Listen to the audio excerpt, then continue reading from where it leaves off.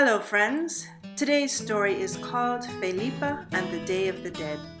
It was written by Berta Müller. I want to give you a bit of background into this often misunderstood holiday. According to Berta, the Day of the Dead is celebrated on November 1st throughout Latin America and in many parts of the United States. In some places, the celebrations continue on November 2nd. Traditions vary from place to place. Celebrations can be held in cemeteries or at home. In some places, the souls of children are remembered on the first day, those of adults on the second. Ceremonies in some countries include masked dancers representing the souls themselves. But the candles, flowers, and food that welcome the returning souls are universal. And so is the spirit of remembrance, the feelings of sorrow and loss coupled with joy as people commemorate and commune with loved ones who have died. Berta Müller first experienced the Day of the Dead when she was studying art in Mexico City. She was so fascinated by the holiday, she returned several years later to witness the celebrations again. She writes, "In my native Germany, we don't have anything like this, and I wanted to do a children's book that would introduce European children to this tradition. I decided to write my thesis on the Day of the Dead and was given a scholarship to study in Bolivia, there where the old traditions are very much alive. I participated in the celebration of Todos Santos in a very small village in the Andes. Back in Germany, I spent a year writing and illustrating Felipa and the Day of the Dead." Now, pull up your favorite chair and enjoy the story. Felipa lived in a small village high up in the Andes Mountains. Her grandmother, Abuelita, had just died. She was very old. No one knew exactly how old she was. In fact, Abuelita hadn't even known herself. Felipa missed Abuelita. She had always been there with plenty of time to talk, to listen to whatever Felipa wanted to tell her. So Felipa was very sad, even though her parents told her that when people die, their souls live on forever. But where was Abuelita's soul? What was she doing? Perhaps Burro, her donkey, would know the answer.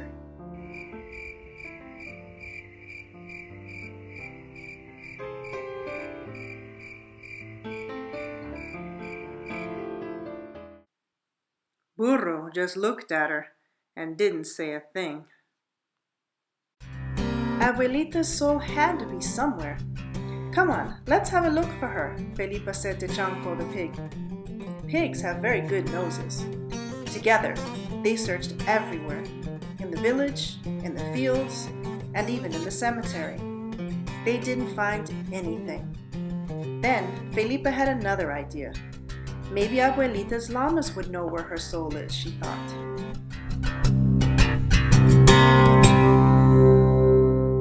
But if the llamas knew anything, they weren't telling. Felipa was very discouraged.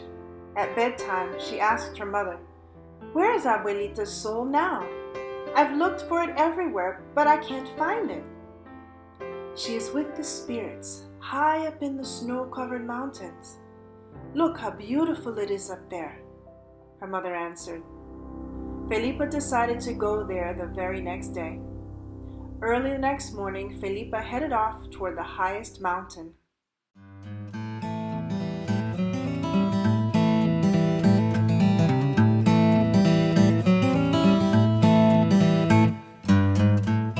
She walked for hours, but no matter how far she went, the mountain didn't seem to get any closer.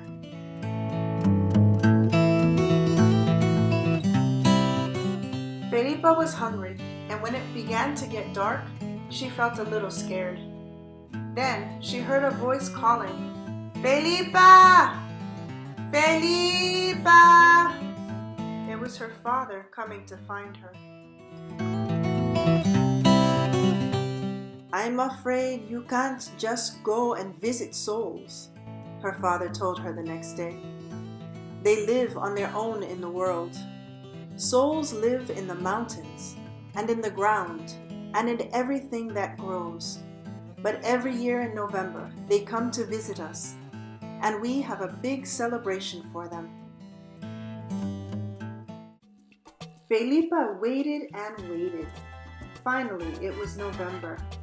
Everyone in the village was busy preparing for the celebration, cooking special treats.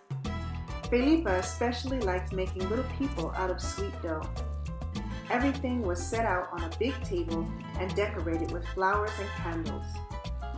Who's going to eat all of this food? Wondered Felipa. Then she realized that the souls would have come from far away and would be hungry and thirsty when they arrived. The village celebrated with the souls for one full day and one whole night. The streets were filled with laughter and music and wonderful things to eat. And the next morning, they brought everything up to the cemetery. Everyone helped decorate the graves with flowers, candles, and food. Felipa liked the celebration at the cemetery best of all. She felt very close to Abuelita there. Felipa and her parents shared memories of Abuelita, and Felipa could talk to her again, just like she had before. At the end of the day, Felipa felt a little sad, for she knew that Abuelita couldn't stay with her. All souls had to go back to their world. But she was hopeful too. "Adios, Abuelita," she said softly. "Until next year, on the Day of the Dead."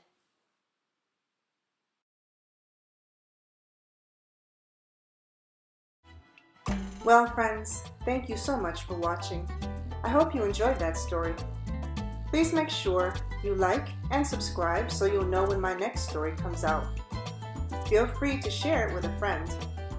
Until next time, peace.